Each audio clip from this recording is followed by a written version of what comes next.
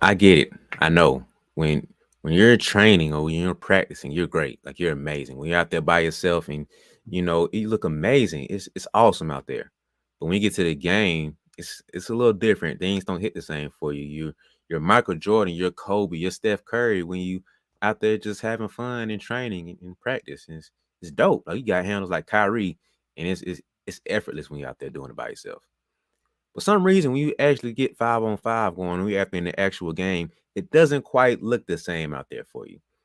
And I know you scratching your head wondering, like, man, what's going on? Like things working in practice, but when I get to the game, it's not the transfer isn't there. You feel me? And I get I get where you're coming from. I had some of those issues too.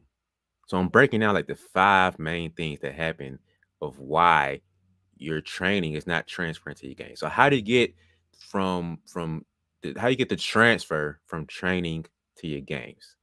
So number one, more than likely, you're not working on enough decision making. So usually you see guys in the training set out the cones and first cone you do crossover, second cone you doing between the legs, third cone you doing behind the back, and you're doing some type of finish. You're doing a euro or some spin move finish, right? Cool. And then next time you get to the cone, you're gonna do some type of you might do a double crossover, double between legs, or whatever. You're doing that. Then you do another finish. And same thing, some more ball handling, then you can do another finish. So within that training session, you sat down for an hour and made 3 decisions. And you really think that got you a lot better. That's not how you get better. That's not how you make quality time out of that whole 60 minutes or 90 minutes, however long your training session is. You're not making enough decisions. You made 3 decisions in 60 minutes. That's not how that happens in basketball. So you're playing, say the game lasts for an hour. You're making hundreds of decisions in that game time. So you're limiting yourself and your IQ and thinking the game through, and you're limiting your instinct because you're making 3 decisions in 60 minutes versus an hour of game time and like an actual game, you're making hundreds of decisions. And so the issue with that comes to your training being, oh, I made 3 decisions. You think you got better because you're repping out the same thing versus repping out 60 things and you're messing up, making wrong reads, wrong decisions. You need that too. And I remember somebody saying one day that, back in the day when people worked at jobs and they worked there 40 years and they, worked the forklift or certain stuff. And it was like, man, I got 40 years of forklift manufacturing and working. Said, no, you really have like 1 year of doing that and you just repeated that one thing over again for 40 years. So now that you're an expert doing it, you just did the same thing for a long stretch of time. That's not making you better. It's not like you're just mastered and you just did something new. You did the exact same thing multiple times. That doesn't make you so great. So you're not doing enough decision making. You're not challenging your brain enough, and you're not really training your IQ and training enough instinct in the game. You're not thinking the game through. You're just predetermined moves that you're doing over and over again that you're not going to do in the game anyway, because it just doesn't transfer that way. Which goes to number two is you have limited creativity in your training. So once again, you go to a cone and you do the same move. Next cone, same move. Third cone, same move. And that's not getting you a lot better. That's limiting your creativity because in a basketball game, you're going to make 100 decisions.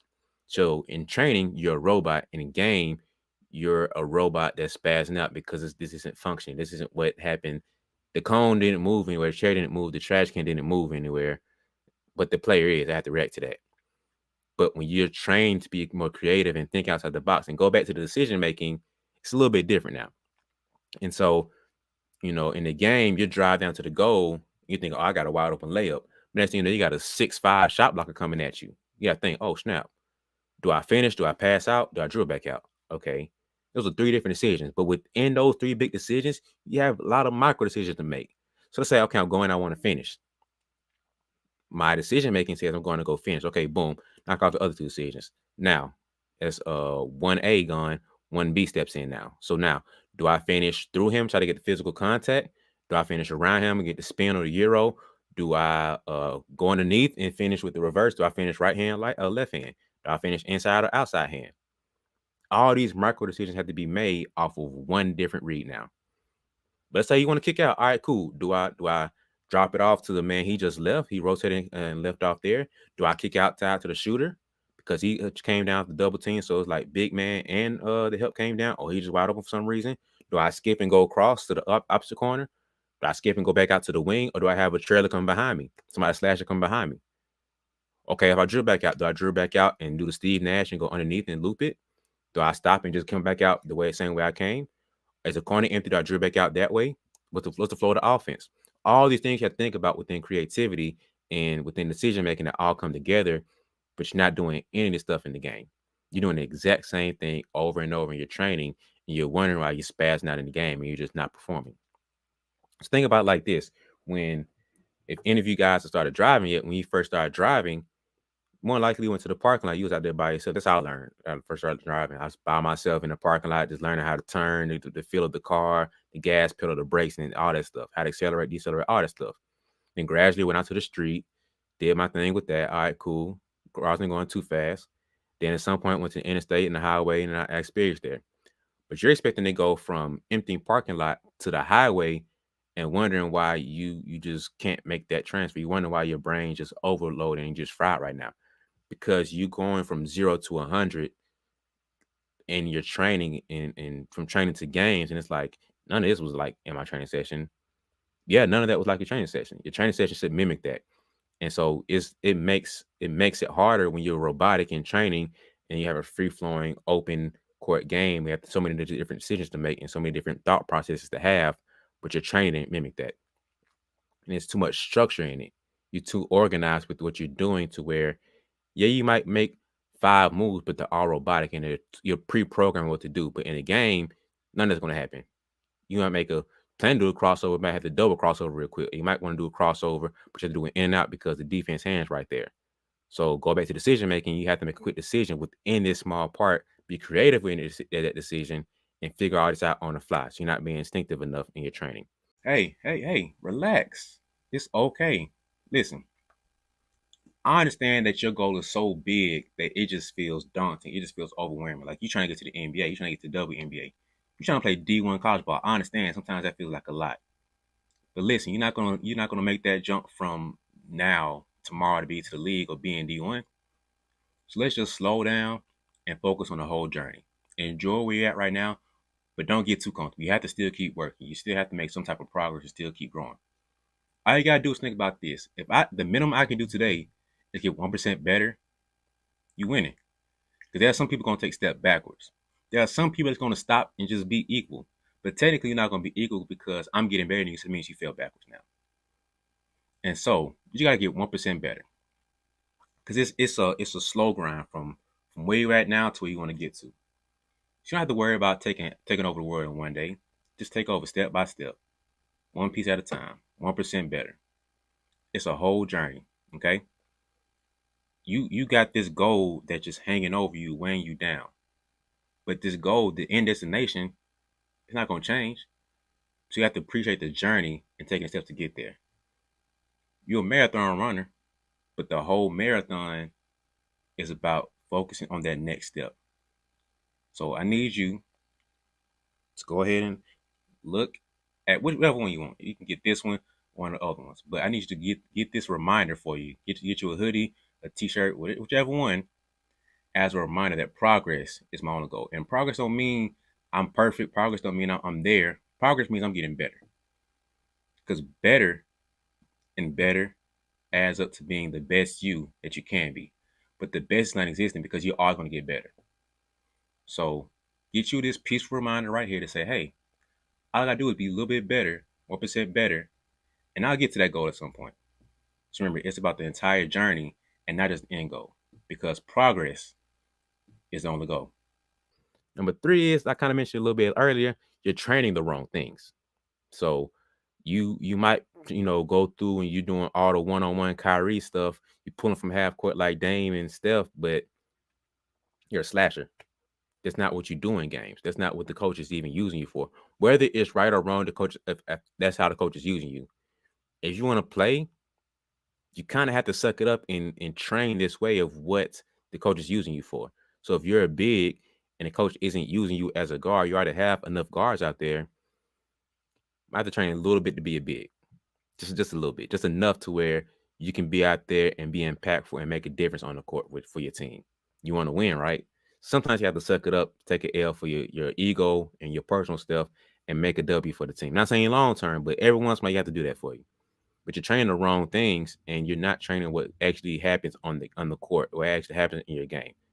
So you're training to be a guard, but you should be a big. You're training to be a big, but you should be a guard.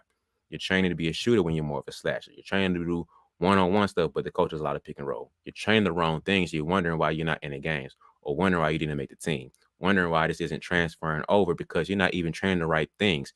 So it's like you're learning that to drive a tractor, but when are you driving a tractor on the road? Like, that doesn't even make sense. Why are you training over here to be a tractor driver or a truck driver when you're driving a freaking a Honda Accord? Doesn't make sense at all. So you're training the wrong things, thinking it's going to transfer to the game. Doesn't happen that way. Next, which is probably the biggest thing that my generation messed up with. You're not training game. Like, you're not training enough similarities to the game, which is I really been mentioning this whole time. So one thing I really want people, like I mentioned to my players all the time, is the level of intensity that you're training at. Sometimes you come in, it's too cool and you're too laid back, and it's just, you make a move and you kind of trying to finesse everything. But it's like, that's not how it's going to happen in the game. And I'm not saying you have to go 100% game speed all the time. What I'm saying, the main thing I want you to think about, take away from this, is being intentional. So at certain times where you will kind of slow down, you hit like the slow down last two steps when you finish, and it's a little bit slower. Sometimes you're gonna go all the way through and finish hard and be aggressive with it. But the main thing is to be intentional with whatever you're doing. Because the more intentional you are, the more you're gonna get out of it. Sometimes that means high intensity, sometimes that means lower intensity. But if you're intentional about it and you're thinking through it as a game, you're gonna make the right decisions, you're gonna be more creative, you're gonna train more like you would in the game. You're training the right things like you will be doing in the game. So I want you guys to make sure that your training is somewhat similar, whether that's small-sided games, you're doing more one-on-one, two-on-two, three-on-three. You're doing more stuff that is similar to the game without being an actual 100% game. So make sure that you guys are doing something that is similar to being game-like. Then, of course, if you know me, I had to break down the mindset for you guys. I had to get into your brain, had to get into your wiring of how you think and process. Your training is not transferring to the game because for whatever reason you're lacking the confidence. And part of the reason why you might be lacking a little bit of confidence because your brain's going everywhere. You're not focused. You're not in the present moment. You're not in the current moment. You're thinking about, man, I hope that my girlfriend don't see me in the crowd. I hope my boyfriend isn't, cheating on me in the stands. I hope my mom ain't fussing at me. My dad ain't cussing me out in the stands. I hope that my classmates don't laugh at me. What if I mess up doing this? You can't be doing that. Your mind's everywhere. You need to be locked in on the game. So you worked hard, the skills you built up everything, but now mentally you're way over here. Like, the game's right here, but your brain's over here. Yeah, nothing you trained and worked on is going to be over here because you haven't put it right here. Your brain's not right here. So make sure that you're mentally locked in and you're able to be confident and locked in on this. So I got a couple of videos talking about mental toughness and confidence. I'll make sure to throw it in right here for you guys. But make sure that your mindset is right when you're actually in games, when you're training. Like I said before, being intentional about your training. Your mindset should be intentional while you're training, and make sure that your mindset during the game is more confident and you're being present moment in the game. So these 5 things right here are more than likely all together grouping of why your training isn't transferring over to the games. So they helped you out. Let me know. Give a like, give a share, give a comment, and just watch the next video because I got plenty of videos. Watch the next one and the one before this one, and skip around and find the other one that you like, and just keep watching videos because that's what YouTube is for, to watch videos. So, but that's it. Appreciate you. See you next video.